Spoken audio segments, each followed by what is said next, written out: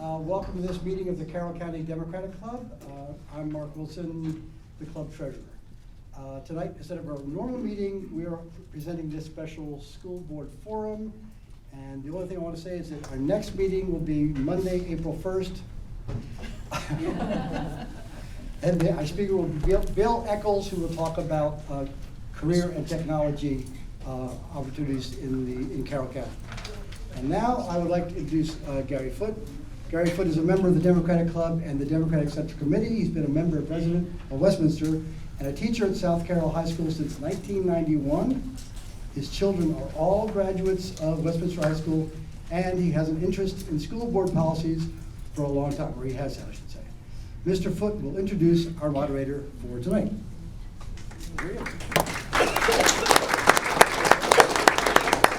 So I want to thank all the candidates who are agreed to come, and certainly thanks to the audience. And we are absolutely pleased to have Charles Harrison as our moderator for tonight. Mr. Harrison has a distinguished career with the military, with law enforcement, also with education. He's been a member of the Carroll County community since 1977. He knows more about running these candidate forums than certainly I do, and I'm just absolutely thrilled to have the opportunity to let him take over the evening for tonight. So thank you, Charles, and let's get started. Okay, thank you so much. Good evening, everyone. Good evening. Welcome to the Carroll County Board of Education Forum. This forum, sponsored by the Carroll County Democratic Club, is being broadcast on Facebook Live. And also, it's going to be rebroadcast at the Community Media Center. So please check your website for the Carroll County Media Center for rebroadcasting of this event. The goal is to provide an equal forum for advocacy and provide citizens with information about the individuals seeking positions on this board. This forum is not affiliated with the Carroll County Democratic Central Committee. Again, my name is Charles Harrison, and I'm serving as your moderator for this evening, and I will introduce each candidate as we proceed. We have Ms. Murray Dupin, we have Dr. Amanda Zhikowski, we have Dr. Gregory Malveaux. Is that pronounced correctly? Well, I just go with Greg, usually, that's fine. But that's correctly Malveaux. Well, I don't You want got to it. distinguish you from the other honored and esteemed guests of talent. So we'll stick with Dr. Malveaux. Is that agreeable? Sure, thank you. All right, and we have Ms. Christian Zimmer. Yes. Okay, very good. Each candidate will have 3 minutes for the opening statement. Opening statements will be followed by a question and answer session. Each candidate will have 2 minutes to answer each question. Each will have the opportunity to respond to the same question. Our timekeeper will hold up a yellow card when 30 minutes are left, and a red card with time expired. Candidates will be allowed to finish sentences and end the answers to their questions. There will be no debate. This is an informational forum only. We recognize that this forum is so extremely critical to the future of our school board, and I ask that we provide just adherence to this occasion of its importance. At the end of each candidate will have 2 minutes to make final comments. We are asking that everyone turn off their cell phones and the audience refrain from applause or doing anything to express support or opposition to any candidate during this forum. Is that agreeable? Yes. All right, yes, so sir. let's begin. Opening statements, let's start with Ms. Murray Dupin. Thank you. Good evening. Thank you very much to the Carroll County Democratic Club for organizing this forum, to the Community Media Center for its operational support, to Exploration Commons for this amazing space, and to Mr. Charles Harrison for moderating this evening. My name is Murray Lynn Dupin. 20 years ago, my husband Patrick and I chose Carroll County, specifically Mount Airy, to raise our 2 children, largely because of the excellent schools. but also the pastoral beauty of this wonderful agricultural community. My daughter and son are grown now, having attended CCPS from kindergarten through their 12th grade graduations. That is very different than how I grew up. I was born in Wyoming, where my father was an All-American college football player. When a pro career didn't materialize, he enlisted in the Navy. We moved often, which meant I attended 8 different schools in places as far apart and different as Scotland and San Diego. After landing in Virginia during high school, I graduated from the College of William and Mary with a bachelor degree in biology, a subject dictated by my lifelong passion for wildlife conservation. I worked summers in college and then several years afterwards at a small private petting zoo in roles ranging from cashier to general manager, with the bulk of that time as an environmental educator, doing presentations with a monkey, parrot, and snake on the tropical rainforest one day, and facilitating hands-on encounters with farm animals the next. I then pivoted to scientific nonprofit marketing and membership management, and am now thrilled to be in a position that brings everything together in my role as the corporate relations officer on the philanthropy team at the National Aquarium in Baltimore. There were also many years that I was a stay-at-home mom. It was during one of those stretches that I became aware of budgetary and other challenges facing our schools, and threw myself into advocacy, speaking at Board of Education meetings and commissioner budget hearings, among several other activities, making the case over and over about how important it is to value and empower our wonderful educators in service to students. It was an incredible honor to receive the Friend of Education Award from the Carroll County Education Association last year, and to receive their endorsement this year, along with that of the Carroll Association of School Employees as a candidate in this election. Also endorsed by those groups is fellow candidate Dr. Amanda Joskowski.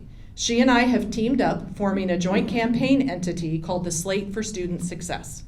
While we have different backgrounds and skills, we share a vision for our schools and community that ensures every student in Carroll has welcoming access to a high-quality public education. I'm excited about the opportunity to talk about my ideas and qualifications, and in the coming months hope to talk to as many constituents as possible and earn your vote in the general election this fall. Thank you. Thank you. All right, good evening. Thank you for the opportunity to introduce myself. I'm Dr. Amanda Joskowski. I'm here with you this evening as a candidate for the Carroll County School Board with the vote in November. Fueled by over a decade of experience in education, a deep understanding of the challenges facing our schools, and a commitment to the well-being of our community, I'm excited to be a candidate once again for this position.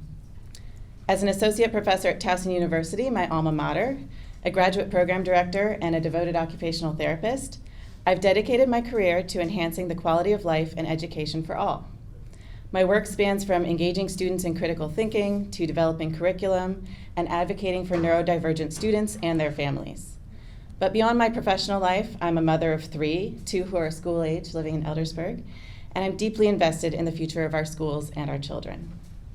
My campaign is built on a foundation of hundreds of active volunteers, which signals a collective readiness for change here in Carroll County. We've kickstarted this journey with the support of local educators and school employee organizations and community leaders who share in my belief that we must move beyond extremism and divisiveness toward a system where every voice is heard and every student thrives. I'm driven by the conviction that our educators and students are the backbones of our schools. I envision a board that not only values their contributions, but actively works to enhance their experiences through meaningful community engagement and dialogue. Our schools face numerous challenges today, from navigating health policies to ensuring instructional excellence and addressing student behaviors. My experience across various educational and therapeutic venues equips me to lead with insight and bring fresh perspective to address these issues head on. Why do I want to run? Because I've seen decisions that don't serve all our children or represent our diverse community's interests. As a resident of South County, I understand the unique needs of our rapidly developing areas and the importance of having representation that truly reflects our community's diversity. I have a proven track record of leadership and service and think I bring a unique and informed perspective to a body that is in need of those qualities. My campaign is also about laying the groundwork for the future of our schools during a time of great change and disruption. We must prioritize the mental and physical health of our students, grow and model a culture of belonging, and ensure that our educators have the support they need to inspire the next generation. I will work to strengthen our school system and refocus on its mission, to prepare students to be globally competitive, address the needs of individual students, maintain an effective workforce, and ensure students are educated in safe and orderly environments. My goal, along with my slate mate Miri Dupin, is to demonstrate collaboration, listening, and acting with competence and caring for the good of our schools and our community. I look forward to tonight's conversation and to continuing it with you in the months ahead of the election in November. Thank you. Dr. Balbo.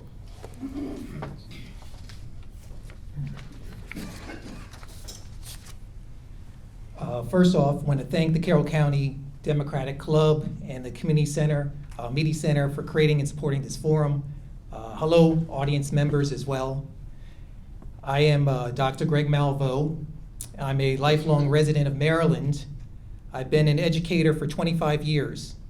I have a PhD in education and administration. Among the main subjects of reading, writing, and math, I teach 2 out of the 3 with reading and writing. I'm the proud parent of a middle school student in the Carroll County Public School System, and being the parent of a child with special needs, I'm well informed with the use of student IEPs, resources for students with learning disabilities, and special education offerings. I'm also an administrator, the college-wide coordinator of study abroad and international education at Montgomery College, serving an institution of 60,000 students. I'm also the co-chairperson of the Maryland Community College International Education Consortium. I have a good deal of experience managing program budgets. I enjoy actively volunteering in Carroll County, and I'm a member of the PTO, our parent-teacher organization, for one of our middle schools, and also I'm an active volunteer for the local Boy Scouts troop. If I'm elected to the Board of Education, I plan to keep our schools #1 in the state with academics, safety, and giving our students the best pathways for future success in a trade, to go to college, or to enter the workforce right out of high school. Even though I don't want to make major changes to our school system, still I want to strengthen what we have. There needs to be clear focus on traditional curriculum, math, reading, and writing, as well as the arts. I want our students to have the same quality of education that we had and that our parents had. I will support a learning environment that makes our students independent thinkers. In school, students should not be told what to think, but rather be taught how to think, and critically. I bring strong support to our teachers. From one educator to another, I understand the challenges that you face with class disruptions, the desire to earn a fair salary, to have a manageable class size, and much more. I know that the students excel most when parents are actively involved in their school activities. Therefore, I believe that parents should be consulted when it comes to academic, social, and medical decisions for their children. Also, why should we hire out electricians, plumbers, construction workers out of county and out of state? We need to support our homegrown talent. And I want our schools to have the foundation they need to learn with important trades to enter the job market. In closing, I am truly excited to share with you today my priorities and values to keep our schools the very best in the state. Thank you. Thank you. Mrs. Zimmer? Yes. Good evening.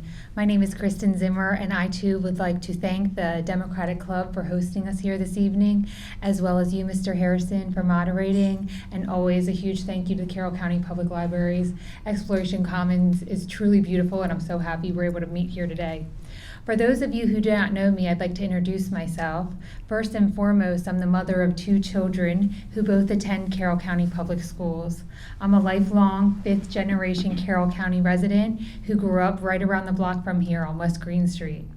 I'm the owner of a thriving small business and have over 15 years of business practices and ownership that have sharpened my skills in understanding how to set and manage budgets, how to meet financial and regulatory obligations, manage strategic goals, and how to make tough decisions regarding allocation of resources.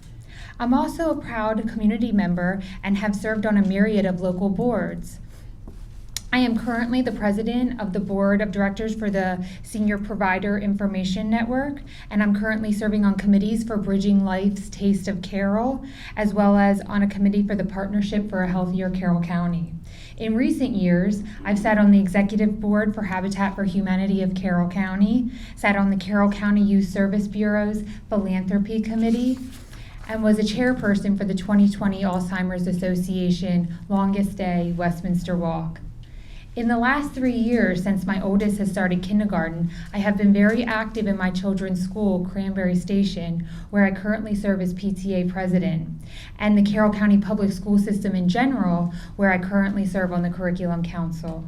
While helping at my children's school, I have had the opportunity to have an up-close and personal perspective of the tremendous accomplishments and challenges of our students and dedicated educators. I believe that strong and wise leadership, coupled with a commitment to building partnerships and respecting community values, can effectively address the challenges while encouraging and rewarding the accomplishments.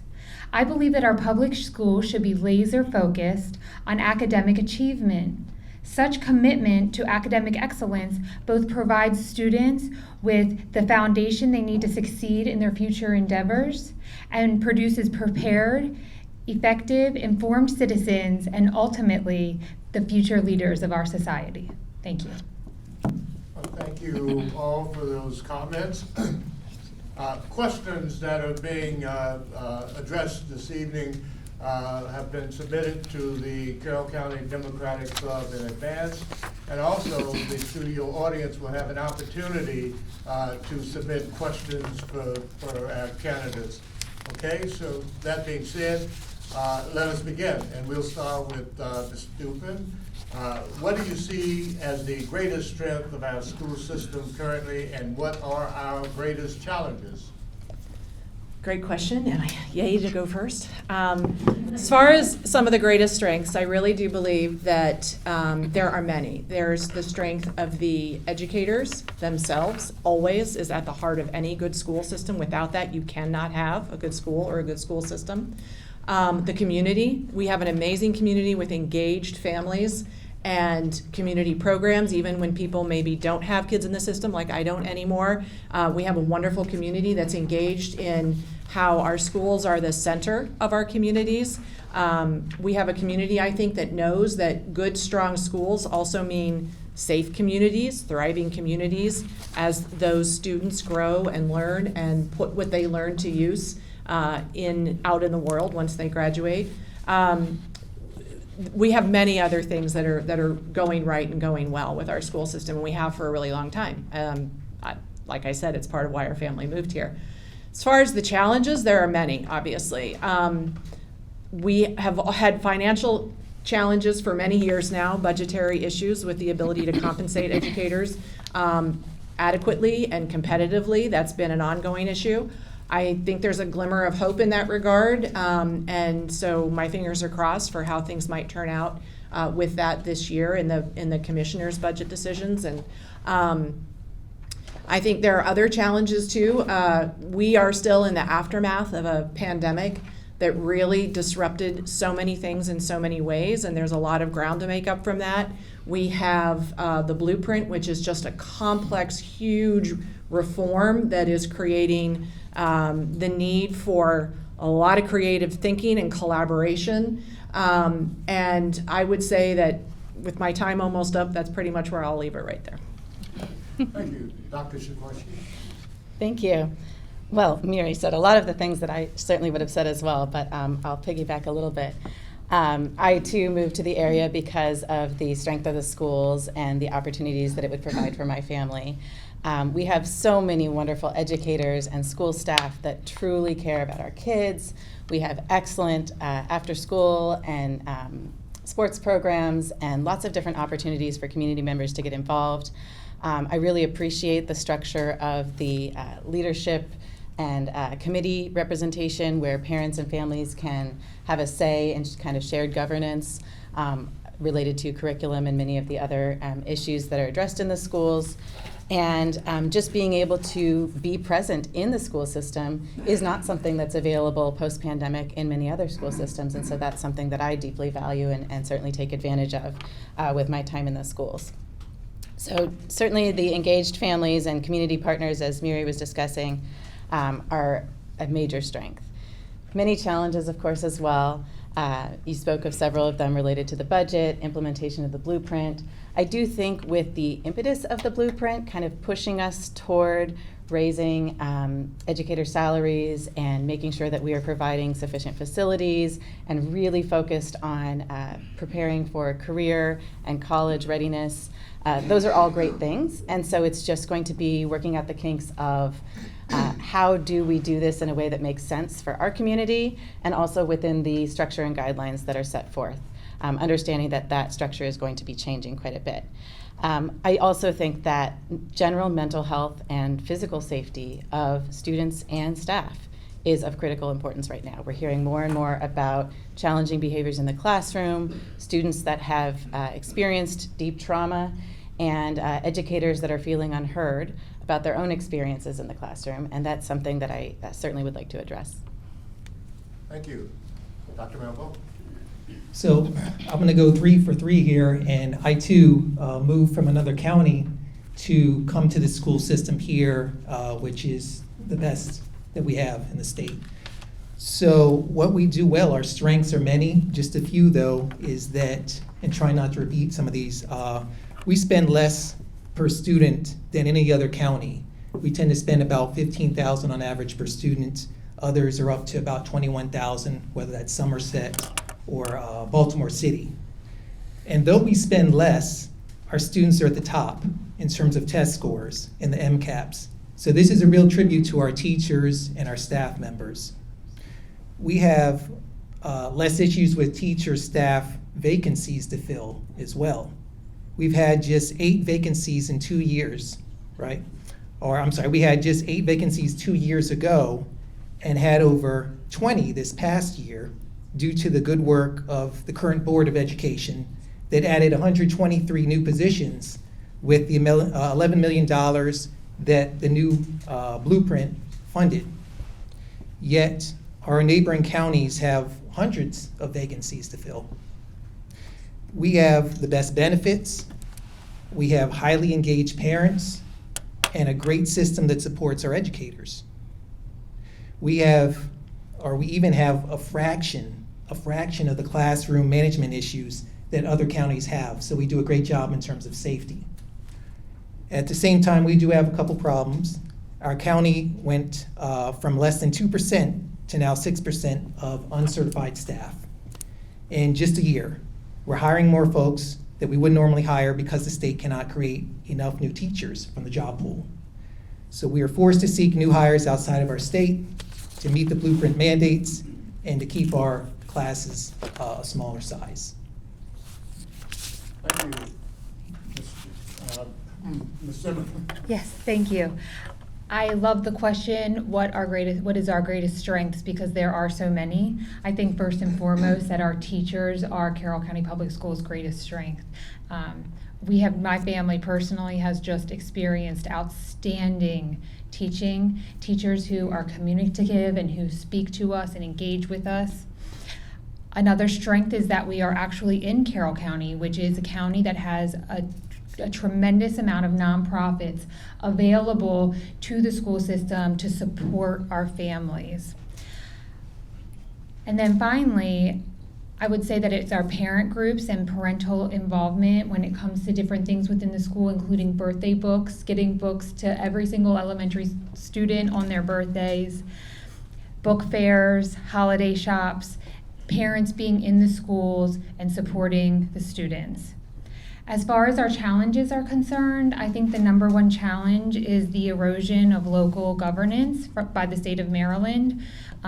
Year after year, we are losing the autonomy to be able to do what is best for Carroll County. Implementing Blueprint is going to be a tremendous lift. We have lost the ability to spend our budget where Carroll County feels like those dollars deserve to go. like I said, it's going to be a tremendous lift. So losing that ability is tremendous. Thank you. In the interest of fairness, we're going to rotate who answers each question first. Thank you. Okay, that being said, let's start with Dr. Sikorski. Sure. Do you have the Oh, next I'm question? sorry. She can read your mind, she wins. I mean, I can sing a song. How will you work to restore public trust in our schools and in our school board here in Carroll County? Well, that's a great question, and I think it's incredibly important. I, as a program director at Towson University, I oversee a graduate program within my department, and so I serve on the executive leadership team, and one of my jobs is to really help facilitate communication among the leadership, but then between the leaders and our students and other units on campus, as well as reporting up to the presidents and so forth. So I think having just that background is helpful, and understanding the different roles that folks play and the strengths that they have is very useful. But I think a lot of it comes down to modeling, and to just, even in the course of the campaign, making sure that we are maintaining ethical practices, that we are being respectful in our conversation, that we are encouraging our supporters to do the same, and that we are holding to account those in leadership to make sure that they are as well, that they're not engaging in practices that are questionable or highly partisan. So that's one thing. I think also just being responsive. I have personally reached out to a number of our elected officials on many occasions and very rarely get a response, which is disappointing. It's something that I would hope to be able to have an audience with the officials that I took part to elect.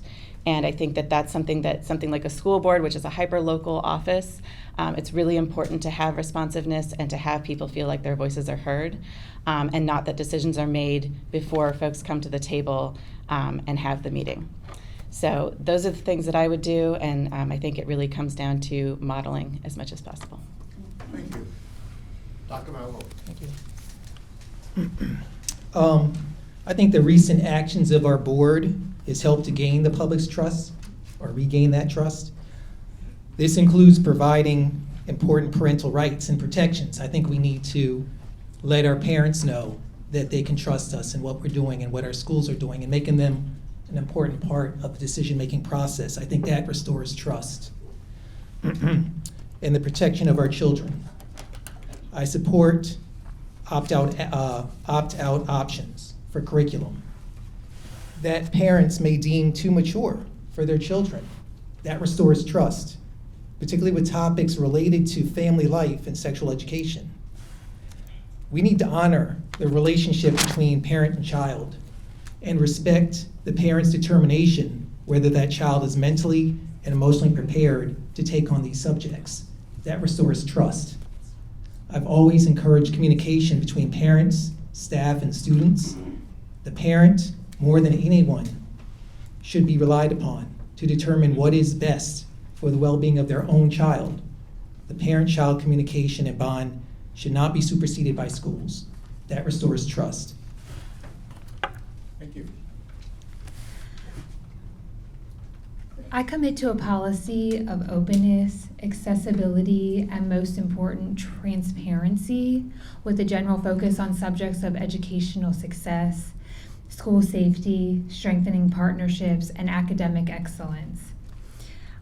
I believe that if we keep the focus, a laser focus on excellence and educational success, that is how we restore trust. And finally, I do not believe that Facebook should be used as a platform for school board members to discuss policy. I think that too will help in restoring trust. Great. Thank you. Let's continue to move down the lines. Dr. Malvo, your question. Hold on, I still have to. We We have the whole, yeah. Okay. My mistake. Thank you very much. One of the things that I would do to restore trust is to be a vocal proponent for public education, an opponent of the culture wars being played out in classrooms, and a passionate advocate for returning our focus to student success. I would strive to show that there should be no doubt about my commitment to every single student and family in our community. I would reject divisiveness and celebrate our community's shared values and what unites us. To expand on that a little bit, Amanda referenced modeling responsible, respectful, and responsive leadership, and so that is really important to me as well. Addressing divisiveness and in moving towards inclusivity is really important. Empowering and supporting educators increase trust in the system. When our educators are undermined, when they are not empowered to teach and do their best and to be excellent, then that undermines faith in the school system. And finally, the other thing that I want to bring is I told about some of my background at the beginning, about my time as an environmental experiential educator, moving around a lot. Schools were so important to me. I was a great student. I loved school. We need to bring the sense of community and joy back to learning, to the classroom, and to when we gather as a community in and around our schools. Thank you. Next question will be for Dr. Valvo. What will you do to maintain an effective working relationship between the school board, our county commissioners, and our state delegates?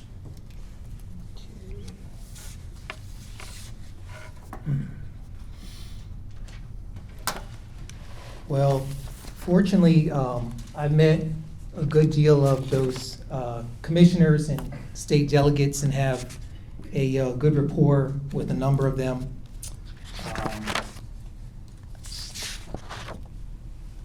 Commissioner Kenny Kyler, for one, and others as well, different delegates, but without having to mention all those names and so forth.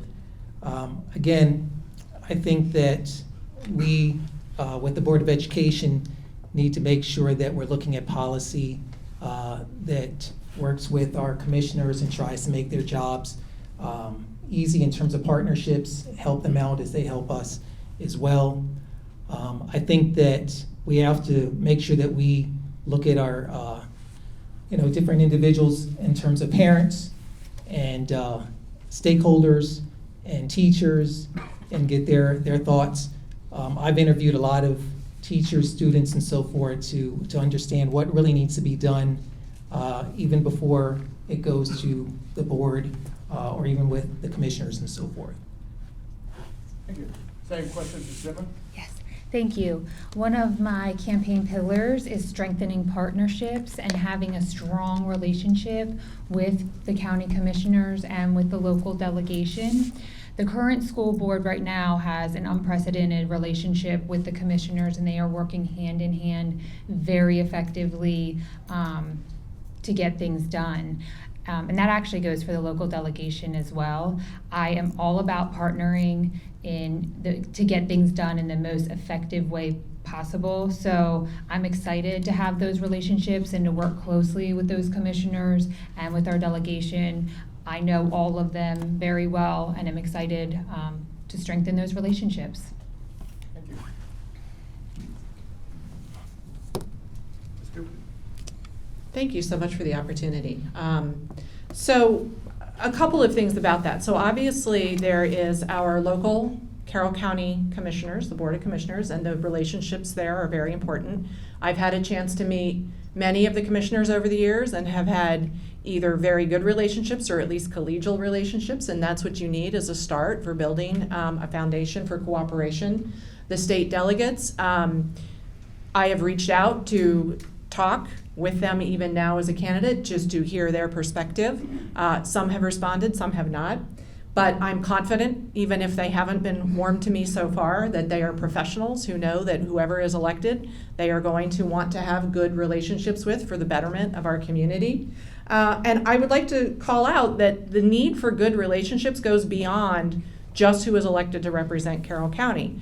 Our school system is a state system. We do not and will never have 100% local control. So we do need to have cooperative, collaborative, and not combative relationships with elected officials across the state at several levels, at the State Board of Education, which obviously is not elected, but the state legislature as a whole, the governor, and various other people in the state of Maryland that are in a position to be supportive and listen to what the needs of Carroll County are.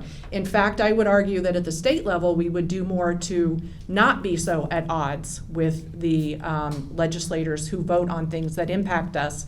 And so that's just a point that I would make there. I would also say, too, that, again, we have to have elected people on the Board of Education that are definitely interested in supporting every family in the community. And so I know that there are a lot of relationships that exist already among the current power structure, but I think that we're going to need some outsiders to balance that out to serve everybody. Thank you. Dr. Shaponsky. Yes, so as Mary said, we have had many meetings and also attempted meetings with our local elected officials as well as current and former board members, and we are working actively to develop those relationships. I think that those relationships are so important because, as the wise Dr. Dorsey likes to frequently remind us, the job of the Board of Education is not to determine the budget, of course. It's to help really clearly identify what the needs of the system are and to demonstrate those for our elected officials and to really help them prioritize spending and budget decisions and develop some sort of a shared understanding. And so those of us who have a deep knowledge of the workings of the system and the on-the-ground daily life of families with children in the system can articulate that quite well. And I think that is a powerful tool for working with our elected officials. I agree with Miri when she talks about trying to avoid a combative approach with our delegation and up several different levels. I think that instead we should be working to seek shared understanding and flexibility. If we're banging our head against the wall and saying, no, we won't do it, it's just not going to be particularly helpful to us. And in fact, there are some mechanisms built into the blueprint that if we don't meet some of the goals, that we will lose funding. And that is bad for the entire system. So we certainly want to work to avoid those types of challenges and really do the best we can to build those relationships and articulate as clearly as possible what we need here in Carroll County. Thank you. Ideal transition. Next question for Mrs. Zimmer. What opportunities do you see arising from the blueprint for Maryland's future, and what challenges does this legislation present to Carroll County?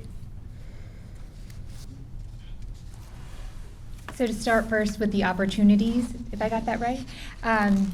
So I think that there's many, I support many of the goals of Blueprint, including dual high school and college enrollment and credits, extra resources for compensatory education, a partnership with workforce development and career counselors, and higher standards for teachers with a merit-based career ladder. So I think there's a lot of desirable things in the blueprint, but what my concerns are not with the desirability, but rather with its cost, inflexibility, and again, lack of local control. Carroll County consistently has excellent results. We score top of the state almost all of the time, and I believe that we have earned the right to make decisions with our own budget and with our own funding mechanisms. So that's where I see the concerns lie. Thank you. Ms. Dupin. Thank you very much. Mrs. Zimmer brought up many of the things. She listed those pillars of what the blueprint is intended to accomplish. The career and technical education, helping to make sure that the students are college and or career ready when they graduate, addressing the need for what is done at the pre-K level, those transitions into K through 12 and out of K through 12 to help ensure that there is an opportunity for success for every student in the system. It's landmark legislation that has a lot of promise. It is huge and unwieldy and complicated, and not funded sufficiently. And so all of those things do make it difficult on the local LEAs, the local systems. And that's being recognized. The collective voices of all of the different systems saying, wow, this is big. I will note, reform is never easy. Doing something that's a major change is never easy. This stuff is tough. And that's why collaboration is so important, flexibility, creativity. I do also want to mention that one of the key things that's built into the blueprint is the compensation and recognition of educators, the role that educators play, the professionalism that is afforded to the position. Because one of the things that I want to say is one of the things I am is a super fan of educators. I'm basically a fangirl of teachers. I know how hard it is. Some of that comes from the fact that one of my dearest friends in the world is an ESOL teacher in Northern Virginia, and I just have heard so much about what it's really like. And I honestly, if you're not an educator and unless you know one and you're hearing those stories, you just don't know what's really happening. And so lifting up our educators is central. I'm also a big, huge proponent that this reform, as well as decisions that are made at the school system level, the voice of that classroom leader needs to be so much stronger in all of these decisions because they know better than anybody else. Blueprint gives that chance, but it's not easy. That's part of the challenge. A lot of people are upset about some things about it or they don't fully understand. And so I am hopeful, though, that this can be accomplished if everybody rolls up their sleeves. Thank you. Dr. Dubois. All right, so a number of the pillars have already been mentioned, and I don't think anybody up here disagrees that these are not good things that we should work toward. The question is, how do we get there, right? And so as you've heard, there is some flexibility that's being baked in, and there are multiple pieces of legislation right now that are being discussed at the state level for modifications, and that includes everything as far as budget, timeline, roles, other hiring of other folks to help support this process, but it is a process, as Miri was discussing. I wanted to highlight a couple other pieces. One would be the college and career readiness component. I think in addition to the dual enrollment opportunities, which is something that I took advantage of myself as a high school student and highly value, I think Carroll has some particularly excellent programs in career and technology, and some of the other opportunities that students have to be exposed to career education and workforce readiness. So that's something that we can really take a lead on as far as blueprint implementation and being a model for some other counties, which I think is really exciting. Also, the focus on diversifying teachers and leaders in the school system is something that's really important to me. I want to make sure that students see themselves reflected in the leadership and that they are hearing from people that maybe look or speak or grew up like them, which often is not the case. And then finally, the governance and accountability component is something that is really important to me as someone who's a statistician and uses evidence to inform my decisions in the work that I do every day. I have served on the faculty salary committee, I serve on the resource planning and advisory committee, and many others at the university level. And so I get to see how strategic planning ties in with the assessment process. And so it's really important to me that we have database decisions in what we're doing. And that's something that is a pillar of the blueprint that I want to make sure is carried through at Carroll. Thank you. Dr. Malvo? Thank you. So a couple new points perhaps I have here concerning the blueprint. Increasing the minimum salary for teachers to $60,000 by 2026 is a tremendous move and necessary, and they deserve it, and more, probably. Initiatives that bring or additional mental health professionals and support staff in school can be a benefit. Initiatives that help offer students multiple tracks in high school that lead to college, technical trade, or immediate entry into the workforce. Also beneficial are the initiatives that offer pre-kindergarten services to young learners. And there will be great difficulty in assuring that all these initiatives are funded, and I commit to working alongside state and local governments, our government leaders, to find ways that we can meet many, if not all, those provisions. There are surely obstacles as well, though. The 60-40 teaching mandate presents a great concern on two fronts. First, it'll be difficult for Carroll and other school districts in Maryland to find high qualified teachers to fill the gaps created by that mandate. And second, there's going to be an immense cost of over $20 million annually to hire additional staff and assure fair wages and benefits to those new employees. I'm concerned that our county has increased the number of, as I said before, uncertified teachers from just about 1% last year to nearly 6%. The entire state's unable to attract the number of teachers to fill every vacancy, and we could see the level of uncertified teachers in our schools reach rates of excess of 20%. And let's not forget, in addition, Carroll County residents, you will be paying for 60% of the blueprint cost.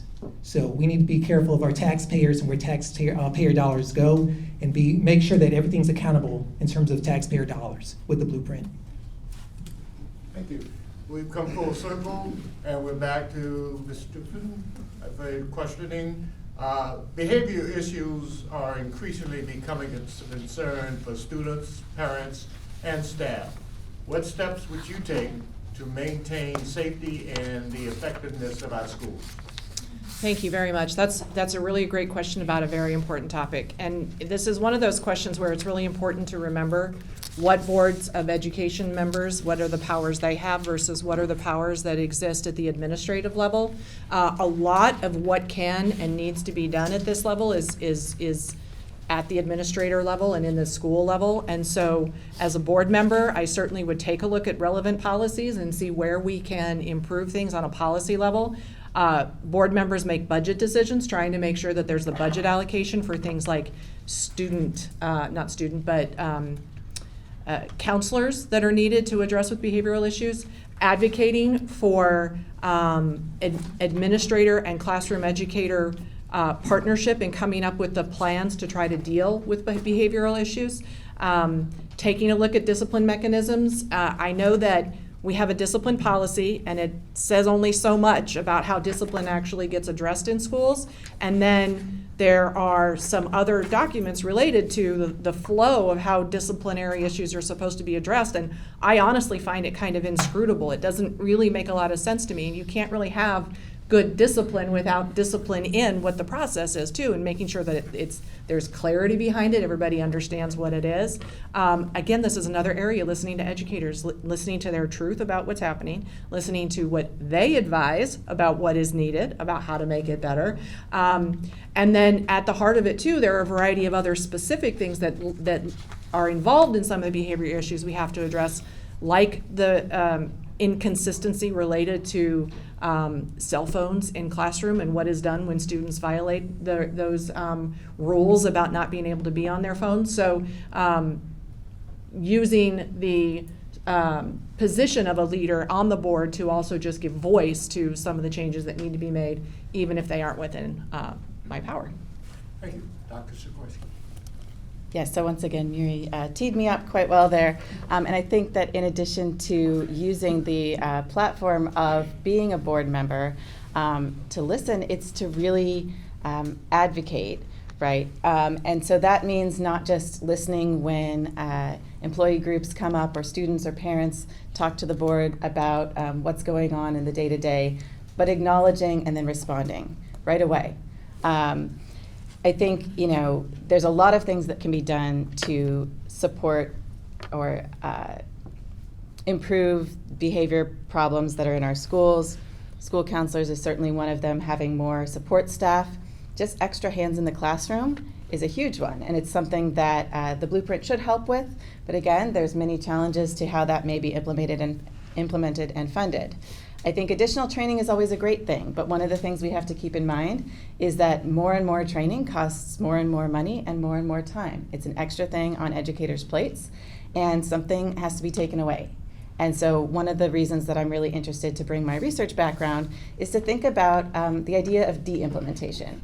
So thinking about when something is maybe no longer serving us well, and pulling in the latest evidence-based research, pulling in new programs, but also making sure that we're taking something away, and making sure that teachers aren't feeling overwhelmed by additional paperwork and new job responsibilities and roles that just increase the level of disruption in the classroom when they're trying to deal with all the minutia. I also just want to make sure that, as Miri was talking about, educators are really feeling backed up by their administration. I think administrators have a very difficult challenge with policies that are sometimes unclear and guidance that can be inconsistent from the local and state level. but making sure that when educators are making a choice in their classroom, as they are empowered and trained to do, that they are then backed up by their administration on those decisions. Thank you. Dr. Mello? Yeah, concerning behavioral issues, I support proactive measures, and I spoke about this at one of the Board of Education meetings with the open microphone, that proactive measures prevent behavioral issues, physical threats, and I agree that cell phone use in school, a lot of bullying and intimidation occurs through smartphones, which can lead to physical threats. A low tolerance policy on fighting, I believe in. Commissioners have considered this and are actually trying to work in this kind of legislation. And I would advocate such a policy, such as Delegate Chris Tomlinson, who has a bill out, HB 1400, puts things in the right direction in terms of school officials examining each case of fighting that occurs and making sure that if there's punishment, that it's fair and appropriate for all the parties involved. So I think he's doing good work there. I support policies that would indemnify and protect teachers from potential legal action in situations where staff take reasonable actions to prevent injuries to themselves and students. Student mentor programs. I like what they're doing at Winters Mill High, where they have older students who are aiding younger ones and kind of giving that mentorship so they get through. Very helpful. Parental involvement. Yes, parental involvement. A close communication between parent, teacher, and staff has to be sustained. And we all have heard and we know that students excel more when there's more parental involvement. I also support the presence of security resource officers, or SROs, in our schools. And I think to a degree also I support the presence of counselors and behavioral health interventionists at our schools. But I want to be clear that, again, parents would need to be informed of and approve of medical decisions concerning their child. Thank you. Thank you. Ms. Simmons? I see and understand that disruptive behavior by students is a large and growing problem in the modern day classroom. The educational mission of the school is thwarted when misbehavior and disciplinary issues are allowed to grow and multiply without reliable prevention or without an effective remedy. As one of my strongest held beliefs and commitments, I will work tirelessly and relentlessly to advocate and work for the strongest possible preventative strategies and disciplinary remedies available to the schools in the state of Maryland for addressing behavioral issues. With other jurisdictions almost universally struggling with this same issue, I hope to see improvements in the legislature in the 2024 session and will advocate for such changes. I also believe that our students' mental health is a big piece of the pie. I come from a family of mental health professionals. My mother and my brother both hold the highest licensure in the state of Maryland for clinical social work. So I do advocate for school counselors, as well as strengthening partnerships with outside mental health organizations. But as Greg said before, I too believe that parents should be involved in every step of the way when it comes to mental health interventions. We're back again. It's fine. No, Mrs. Sikorsky, and I think you all touched on this next line of questioning, but we will continue with staffing shortages affect the academic achievement, emotional wellness, and safety of our students. What should be done to grow our own pool of educators, and how can we make education a more attractive profession for young people? That's a big question. So you're absolutely right that the shortages are affecting all of those different components of the school system, not just physical bodies in the building, right? So there's a number of different things. There's several pieces of legislation right now related to growing our own, whether that includes supporting instructional assistants to move up the career ladder toward becoming full-time classroom teachers, or working with our institutions of higher education, including my own, to enhance teacher training programs and really direct resources out to the local counties. I'm currently in the process of applying for a federal grant myself that would increase workforce capacity for occupational therapists serving children with severe and complex multiple disabilities in the school systems, something that we sorely lack. And so I understand and am looking at the data right now about the dramatic shortages across the state. So I think, part of it is putting in place those structural supports, right? So the legislation and so forth, and making sure that those are well funded. But then also making sure that we are creating an environment that people want to work in. Making sure that folks that are here want to stay here, and people that are potentially considering working here know that they will be supported, that they will be empowered to do the work that they want to do, that they will be encouraged to have a diversity of perspectives, and that they will be reinforced by their administrators. So that comes down to making sure that we have proper salary, proper time to do tasks, non-instructional tasks, again, extra hands in the classroom to the extent possible with support staff, and just really making this a place that people want to work and want to stay working. Yeah, so it does cover some of the things earlier, as you said, with this question, but I'd like to reiterate some of those points as well and a couple new ones. First off, we're fortunate. We don't really have a big teacher shortage in Carroll County. We don't have a teacher shortage, or it's a minor teacher shortage. That's the good news. And routinely, we have one of the lowest vacancy rates compared to neighboring counties. So that's not really a major issue. We had just, again, 8 vacancies 2 years ago and had just over 20 this past year due to, again, the good work of the Board of Education in place. It added 123 new positions with $11 million in the new blueprint funding. Yet, again, as I'd said before, our neighboring counties have hundreds of vacancies. All that despite the lower salaries compared to neighbors. And we have the best benefits as well. We have a fraction of the classroom management issues, as I said, that other counties deal with in terms of discipline and disruptive classrooms. And at the same time, yes, we do have a bit of a problem, as I said, where our county went from less than 2% to now 6% of uncertified staff in just over a year.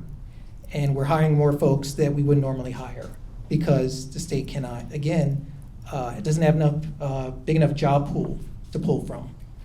So we're forced to seek new hires and hires outside of our state to meet some of the mandates that Blueprint has provided and to keep those class sizes small, which I think our teachers definitely appreciate. Simmer. Thank you. Retention begins with competitive pay for teachers and for staff. I am in favor of pay and benefit packages that are commensurate with Carroll's cost of living, offering adequate opportunities for pay increases while maintaining fiscal discipline. While more needs to be done, I prioritize school and classroom safety, addressing classroom behaviors thoughtfully and effectively, and maintaining workable class sizes. Carroll County has much to offer teachers and educational professionals, with many choosing CCPS for its health, functionality, and for its excellence.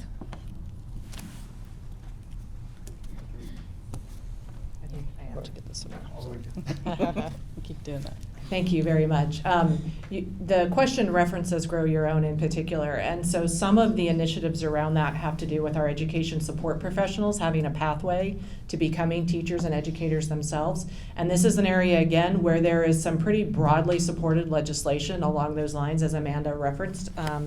2 of those pieces of legislation, one of them is HB 0945, and that's the initial teacher certification requirements, and it has to do with providing some more flexible but yet still robust and legitimate pathways for teacher certification. if you haven't heard, and if this means anything to you, the praxis is kind of falling out of favor. There is also the Grow Your Own program. There's also other legislation that allows for starting at the community college and having a specific pathway at the community college level. And then the education support professionals have also created an ESP Bill of Rights that addresses a lot of the things that they need. And so in addition to specifically what happens with certified teachers, we also need to work to make sure that those professionals are treated as professionals, compensated as professionals, empowered as professionals, and given pathways to also have a career advancement mechanism as well. Thank you. Okay, we're back again to Dr. Malveaux, and I think you did mention cell phone use in one of your comments, but many educators have recognized the harm cell phone use is causing to our students and have recommended no cell phone policies in schools. What is your position on this issue, and how would you implement a policy that is consistent and can be enforced? So, cell phone use, again, studies have shown that with cell phone use, that academics can go down, that students use those cell phones in class and try to multitask and multitask with those phones, and it's definitely a distraction in terms of the schools. I had actually mentioned this, in fact, yes, at a board meeting where I discussed 20 years ago when I would walk into my classroom to teach English. I'd walk in and it's a buzz of noise and students are talking to each other, and there's this sort of energy and excitement, and I walk in and they all look at me, and I say, hello, class, and they all greet my, hello, professor, and there's that energy. And then fast forward to today, 20 years later, I walk in the classroom and you can probably expect what I see. Right? And no one's talking to this person next to them, no one's talking to this person, let me get to know her. And so the interconnectedness and the ability to grow in terms of your social, just socialization is being robbed by the cell phones, and it's a big concern. And I know that cell phones can bring benefit to the classroom, but I think it's far more distracting and an issue when they are in the classroom. So I would advocate not having them in the classroom at all. They do have sometimes a cell phone day on Fridays. See, this topic, it's too much. 30 seconds, I can't get through, but they need to make sure they stay in the locker. And we haven't even gotten into cell phones being a problem in terms of bullying and intimidation and being used, with social media. So it's a big issue. Thank you. I could not agree with Greg's point anymore. I just saw a picture on Facebook that had a group of students who were sitting inside of an art museum. I believe it was the Met, and there was a bench in the middle, and all 6 kids were staring down at their cell phones when you have the most amazing artwork hanging on the walls, and they're staring at their phones. I do not think that cell phones should be allowed at schools. I think they're a huge distraction in the classroom. Part of your question was how we would implement that. I think it needs to be a concentrated effort, and I think it needs to be very consistent across the schools. And I think it would also, we would need to call for parents to please help us with this, because unfortunately, it is the parents sometimes who are texting and calling their students while in school. So again, I think the key takeaway is that it needs to be a concentrated effort, and we have to be consistent. Thank you. Ms. Dukas. Thank you. Yes, I think this is a subject on which we all pretty much agree. And it's multifaceted, right? Because the cell phones are not just a distraction in the classroom, and that's huge all by itself, but they are a source of so much of the bullying and so much other activity that's happening on cell phones that's harmful to kids, potentially harmful, actually harmful, sometimes seriously harmful in terms of the content that's on there and the things that happen on the phones. screen attachment in general and the ways that we know that that's affecting the social and mental well-being of young people. And so a lot's already been said. A couple of the additional points I want to make is this isn't just a cell phone issue either, it's a device issue because people have smartwatches and people have smart earbuds and they're easy to hide, and so it goes beyond that, it goes beyond the phones.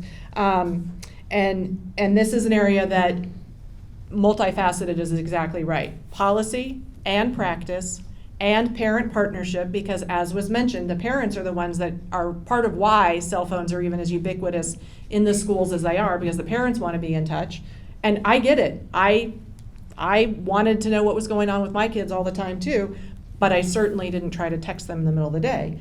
And then it also comes down to educator empowerment and letting educators be in charge of their classrooms and implement policies related to device use, either at all or not at all, or what have you, if there isn't just an outright ban at all grade levels. So, thank you. Thank you. Dr. Sikorsky. Yes, and again, I think that everybody agrees that cell phones are a huge challenge in the classroom, and certainly Dr. Malveaux and I have seen that ourselves in our own teaching. They're a distraction, as many have said, they're a venue for bullying, for sharing inappropriate content, but it's tricky, right? So we hear very clearly from educators that this is something that they want some help with. They want us to help put in place policies that would limit or completely ban cell phones from the classroom, and that's not what we're hearing from parents, as Miri was talking about. Parents want to be able to get in touch, but they also need to understand that these cell phones are leading to increased social isolation, increased opportunities for bullying, and that there are other mechanisms for communication in emergency situations, and that there are ways to appropriately use cell phones during non-instructional time. So I absolutely support increased policies on limiting cell phones during instructional time and making sure that those are really consistent across the board. We shouldn't have one middle school that has a cell phone parking lot where students walk in and place their phones out of reach, and then others where they're allowed to keep them in their backpacks or on their desks. Students share that information on their cell phones, so they know what's going on, and they're very quick to ignore them when things are not consistent, right? So that consistency needs to be there countywide, but also each school administration needs to back up teachers if they're making policies that are specific to the classroom. I also think empowering educators, again, to set up an environment of mutual respect and focus on learning helps a lot. I'm very blessed to work primarily with graduate students. I actually don't see cell phone use in my classroom, hardly at all.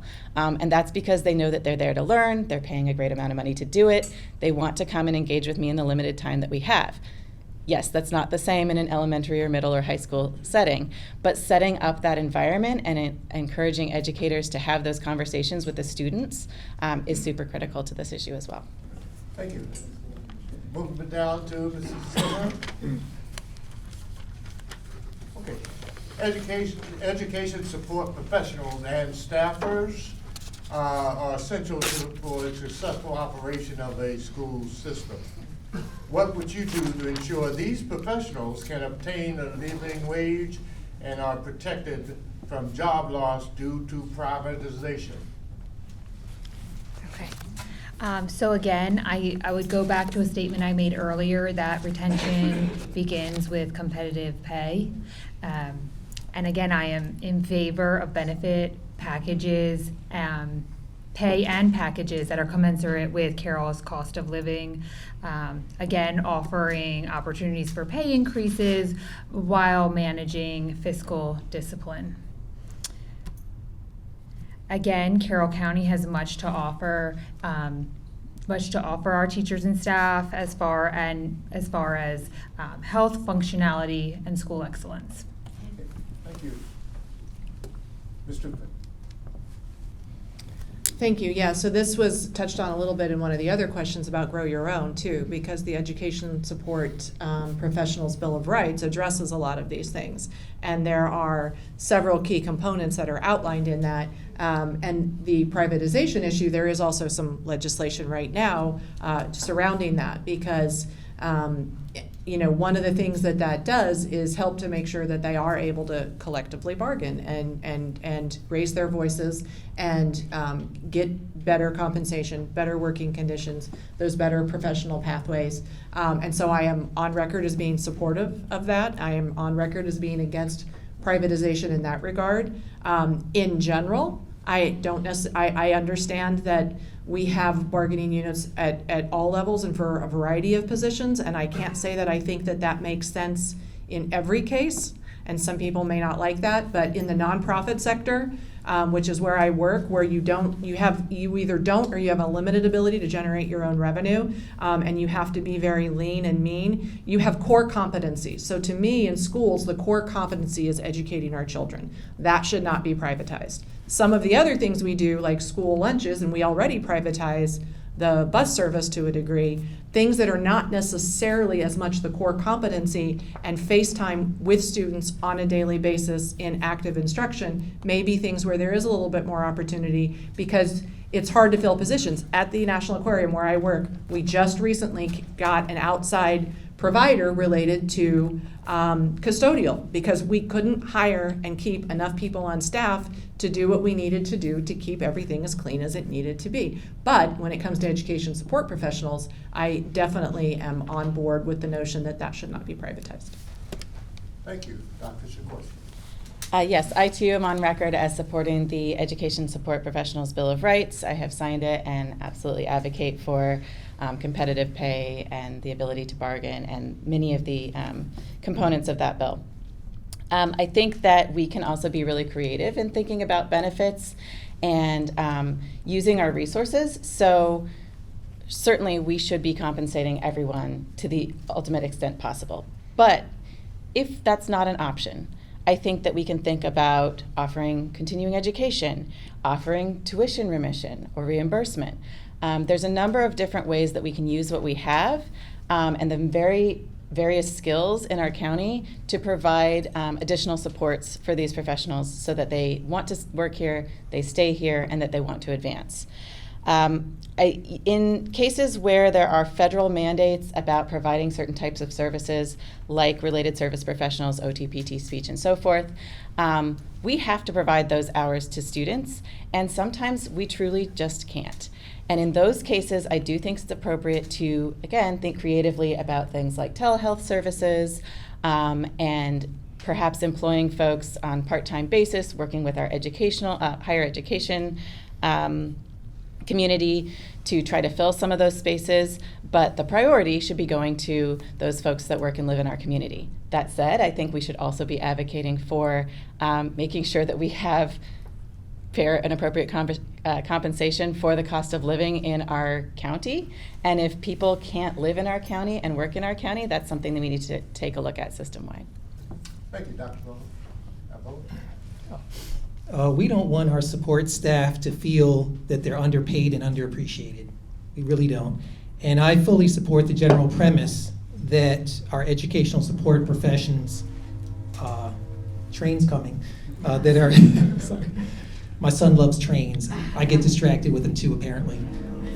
So our ESP partners should be fairly compensated and for their incredible efforts. I'm very thankful for the board's efforts to increase their compensation and look forward to bargaining in good faith to address current and future labor concerns.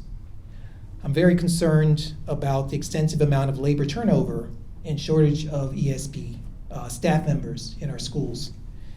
And assuring a fair and competitive wage along with benefits will help support our schools. Thank you. We're back up to Ms. Stupin again. Yes. Okay.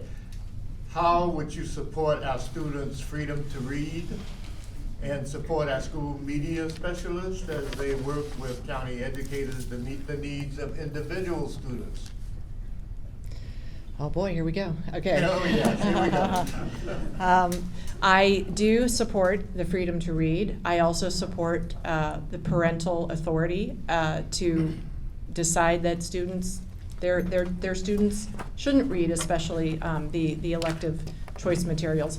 But there are mechanisms to do for that. And I want to, if anybody hasn't seen it, 60 Minutes did a really good piece this week.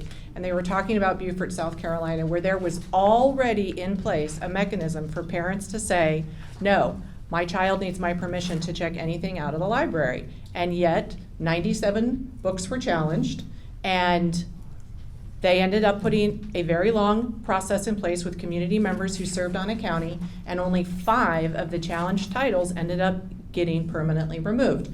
I support the book reconsideration process. It's possible. I would not have wanted my kids to read some of the books that were challenged, and I would want the ability to have that choice, but I wouldn't want somebody to take that choice away from me.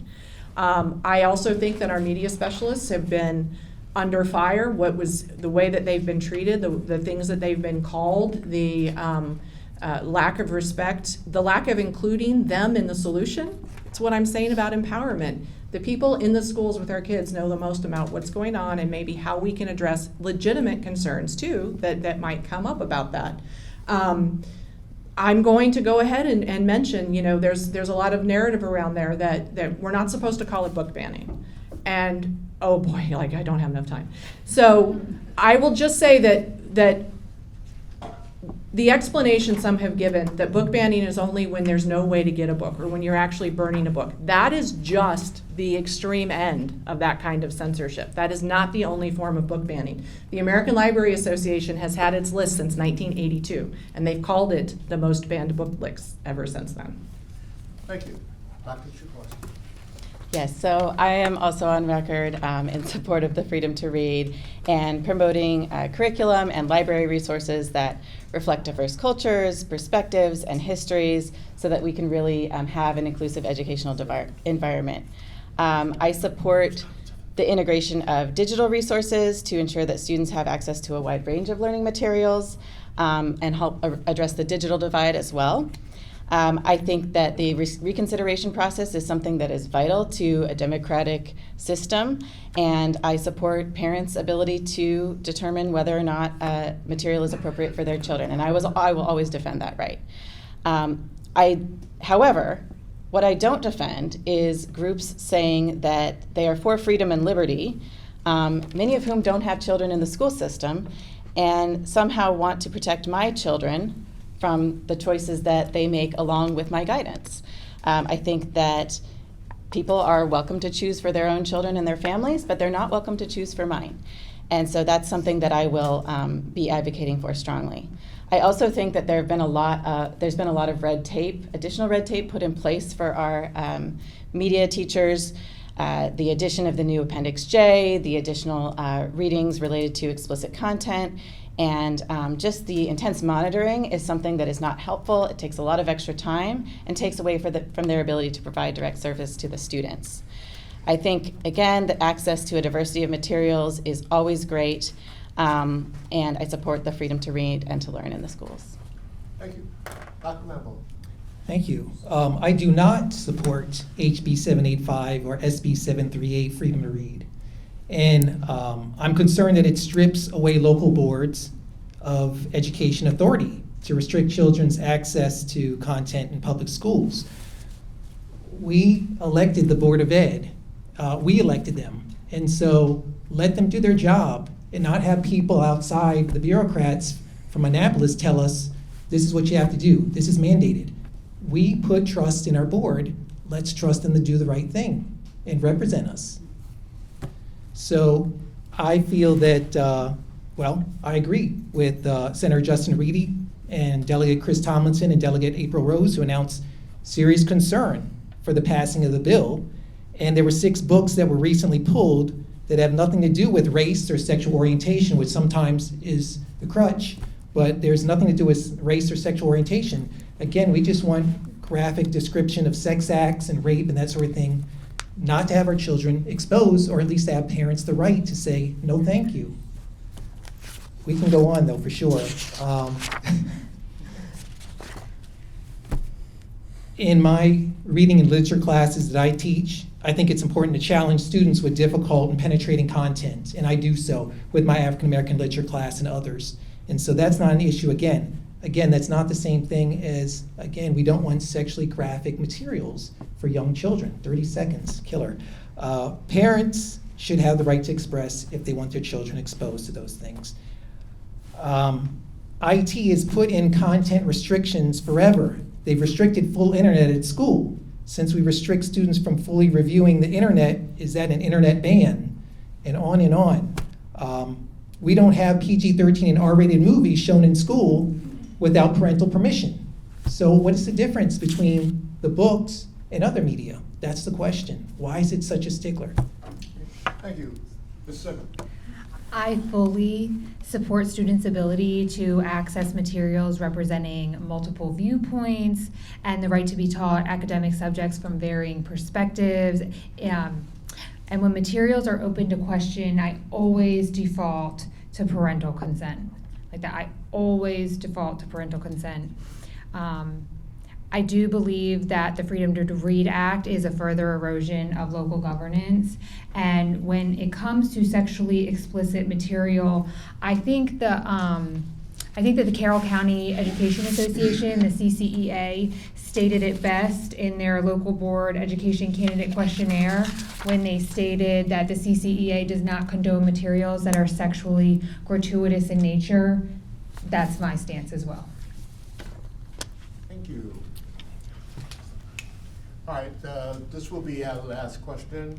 Dr. Zaworski, 850 school districts in 24 different states have adjusted their school schedules to embrace a 4-day school week. Would you endorse such a plan? If so, such a plan were undergoing consideration, how would you make a decision regarding that plan? Well, my goodness, this is not a topic I've done a lot of thinking about. I have thought about the implications of some time changes, right? So adjusting the start times, there's been a lot of attention on that, and certainly some of our neighboring counties have been addressing that. So the 4-day school week is not something that I've spent a lot of time thinking about or researching, so I don't know that I can give a full answer.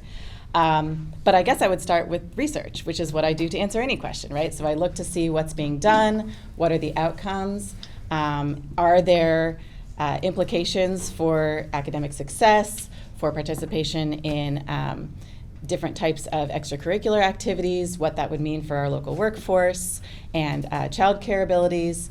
I think that there's a lot of working pieces. I'm always open to exploring really innovative ideas like this. I went to school for some time in Germany, and they had a virtually 12-month school system, and I am a fan of something like that, which I don't know how that would articulate with a 4-day school week, but I think that having more consistent access to the schools and education is always a good thing. So I do think that I would worry, just as I'm talking, about some of our underserved communities that might then lose out by not having access to the schools, to food, to a safe place, and the support that they need for 3 full days a week. But again, I'd need to look a little bit more into that. Thank you. Dr. Melville. I had not thought of this topic as well, so yeah. So I would probably recommend, and I went to, for a while, a Montessori school, and so it felt sort of like a 4-day week because Wednesdays would be activity day. And so on Wednesdays, they would just basically say, here's the location where you need to meet. We're going to be at the Smithsonian, Washington, or we're going to the Air and Space Museum. And so you'd have to learn how to use the metro and get yourself to that location. And so I think an activity day would be nice, and that could be a nice compromise with that 4-day week.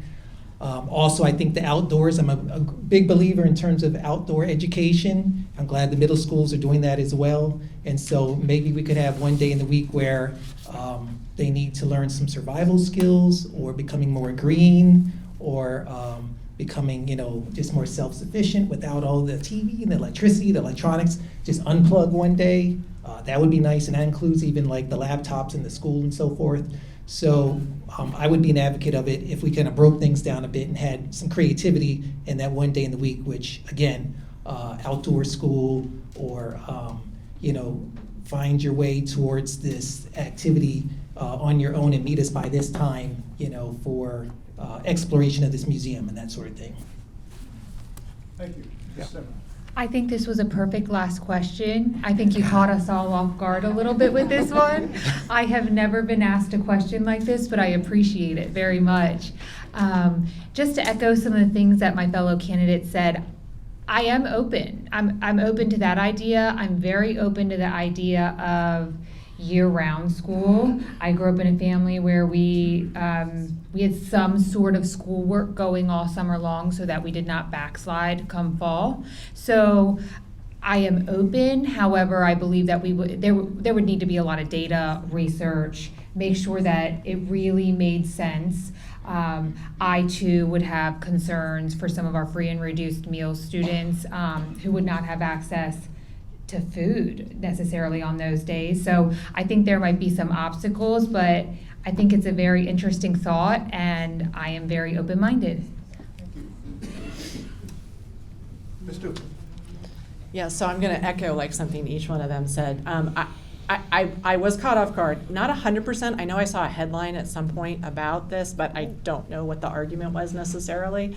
But to start, like Dr. Jaskowski said, at first I thought it might have to do with start times, because one of the first things that I reached out to the school system about eons ago and found out that from a budgetary perspective we would never be able to implement is the fact that high school aged students, teenagers, and their biorhythms, they really should not start school so early because they like almost literally cannot fall asleep early enough to get a good night's sleep in that. And it was like, with the way we have to handle buses, it just won't happen. Plus kids have after school curriculars. They might babysit younger siblings. There's all of these other inputs that force schools into a box that maybe they shouldn't be forced into. Year-round education, I attended a year-round school when I was in San Diego when I was growing up. It was amazing. And you don't have the learning loss over the summer when you have that. And there are a lot of things about it that are really good. So I would be all for looking at potential good ideas, like what makes it a good idea? What is the evidence? What is the due diligence you can do to find out the justification for it? What is all the stakeholder input you're going to get? What is the cost? You know,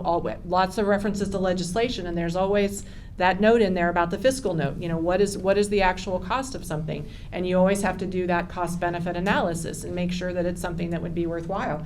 But if the evidence showed it and stakeholders in general said, yeah, this will work out, then I would think it would be great. But we have things like starting, you know, after Labor Day because parents want that extra time off in the summer. And the tourism industry says, no, we need to be making money. So there's so many of these other stakeholders beyond and inputs that put economic pressure and social pressure and other pressure. But I'd certainly be very open to learning more about it and going through that due diligence process to consider it.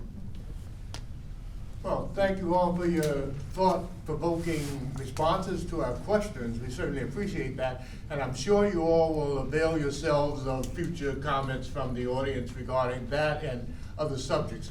Let's move on to the point where we can go with closing remarks. And we will start with Dr. Malone. Okay. Thank you.